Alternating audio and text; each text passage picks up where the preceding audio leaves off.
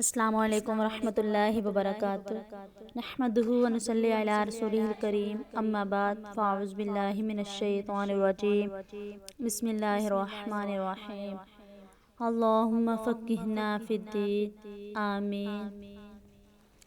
حضرت سلیمان علیہ السلام کو اللہ تعالیٰ نے فیصلہ کرنے کی زبردست صلاحیت عطا فرمائی تھی۔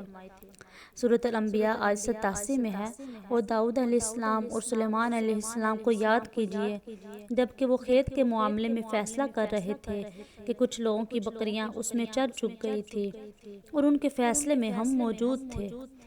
ہوا یوں کہ دو آدمی ہمسائے تھے، ان میں جھگڑا ہو گیا۔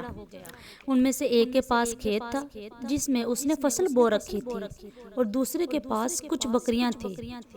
بکریوں کا چرواہا رات کے وقت دیوار والے دروازے کو بند کر دیتا تھا تاکہ بکریاں نکل کر فصل کو نقصان نہ پہنچائیں۔ ایک دن وہ دروازہ بند کرنا بھول گیا، بکریاں کھیت میں آ کر چرنے لگی، فصل خراب ہو گئی۔ دونوں داؤد علیہ السلام کے پاس آئے، اپنا مقدمہ پیش کیا۔ داؤد علیہ السلام قاضی بھی تھے۔ اس وقت سلیمان علیہ السلام کہیں گئے ہوئے تھے۔ داؤد علیہ السلام نے مقدمہ سن کر کہنے لگے، یہ بکریوں والے کی سستی کا نتیجہ ہے، اس کا حل یہی ہے کہ وہ تیری بکریاں اپنی تحویل میں لے لے۔ دونوں فریق باہر نکلے تو سلیمان علیہ السلام سے ملاقات ہو گئی۔ انہوں نے تفصیل سن کر فرمایا، میرے ساتھ آؤ۔ وہ انہیں داؤد علیہ السلام کے پاس لے آئے اور بولے، اس مقدمے کا اس سے بہتر فیصلہ یہ ہے کہ یہ بکریاں زمین والے کو دے دے، اور زمین بکریوں والے کو دے دے۔ جب بکریوں والا زمین کو پہلی حالت میں اگا دے گا تو آپ دونوں کی چیزیں انہیں لوٹا دے۔ اس دوران کھیتی کا مالک بکریوں کے دودھ سے فائدہ حاصل کرتا رہے گا، اور یہ فیصلہ زیادہ بہتر ہے۔ اس سے بکریوں والا اپنی بکریوں سے بالکل محروم نہ ہوا اور کھیتی والے کا نقصان پورا ہو گیا۔ یہ فیصلہ آپ کو اللہ تعالیٰ نے سمجھایا تھا۔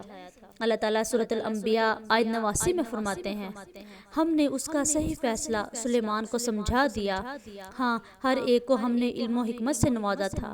بخاری اور مسلم میں ایک حدیث ہے، اس میں اسی قسم کا ایک اور واقعہ بیان ہوا ہے کہ دو عورتیں اپنا مقدمہ داؤد علیہ السلام کے پاس لائی۔ دونوں کو اللہ تعالیٰ نے ایک ایک بچہ دے رکھا تھا۔ ایک بھیڑیے نے حملہ کر کے بڑی عمر والی کا بچہ چیر پھاڑ ڈالا تو عورت بہت چلاک تھی، اس نے چھوٹی عمر والی کا بچہ چھین لیا کہ یہ میرا بچہ ہے۔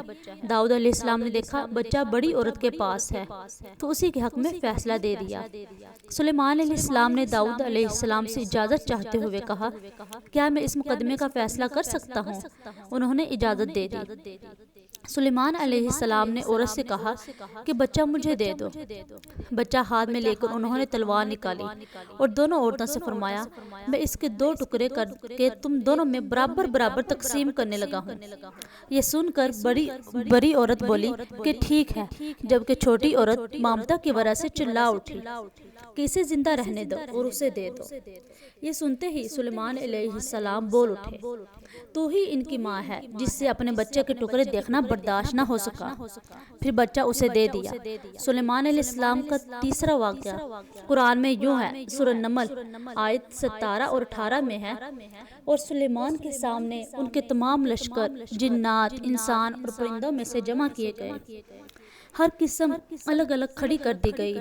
جب وہ چونٹیوں کے میدان میں پہنچے تو ایک چونٹی نے کہا، اے چونٹیوں، اپنے اپنے گھروں میں گھس جاؤ، ایسا نہ ہو کہ بے خبری میں سلیمان علیہ السلام اور ان کا لشکر تمہیں روند ڈالے۔ ان تمام لشکروں کو اکٹھا کیا گیا تھا۔ اللہ تعالیٰ نے چونٹی کی یہ بات سلیمان علیہ السلام کو سنوا دی۔ سورہ نمل آیت 19 میں ہے، اس بات پر سلیمان علیہ السلام مسکرا کر ہنس پڑے اور دعا کرنے لگے، اے پروردگار، تو مجھے توفیق دے کہ میں تیری ان نعمتوں کا شکر بجا لاؤں جو تو نے مجھ پر انعام کی ہیں، اور میں ایسے نیک اعمال کرتا رہوں جن سے تو خوش رہے، اور مجھے اپنی رحمت سے نیک بندوں میں شامل فرما۔ آمین۔ وآخر دعوانا ان الحمد للہ رب العالمین۔